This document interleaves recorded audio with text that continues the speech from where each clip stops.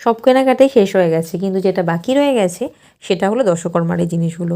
দশকর্মার দোকানের জিনিসগুলো একটু লেট করেই নিয়েছি, কারণ হচ্ছে যেগুলো বিয়ের দুদিন আগে নিলে রাখার খুব সুবিধা হয়, কারণ এগুলো রাখার জন্য একটু জায়গার প্রয়োজন হয়।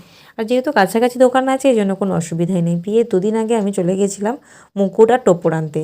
দিদি প্রথমেই বলেছিল যে ওর যে মুকুটটা সেটা যেন টোপরের সাথে যেটা থাকে সেটা না নিয়ে আসতে, অন্য একটা নিয়ে আসতে। দোকানে বলতেই আমাকে টোপরের পুরো লাট নামিয়ে দিল, এর মধ্যে থেকে আমি পছন্দ করে নিচ্ছি। আর তারপর যেটা নিতে হবে তত্ত্বসূচি। প্রথমে ভেবেছিল দিদি বানিয়ে নেবে, কিন্তু সময়ের অভাবে তত্ত্বসূচি আমাকে কিনে নিতে হলো। তো এখান থেকে দেখি একটা তত্ত্বসূচি, এই যে এই পালকিটা আমি নিয়ে নিলাম। এরপর যেটা নেব সেটা হচ্ছে আমি নিয়ে নিয়েছি এখান থেকে গাছকৌটো। সামনের দিকে ছিল, দোকানে একটু ভিড় ছিল বলে আমি সেটা দেখাতে পারিনি। এরপর যেটা নিতে হবে টোপর, টোপরটাও একটু বেছে নিতে হলো।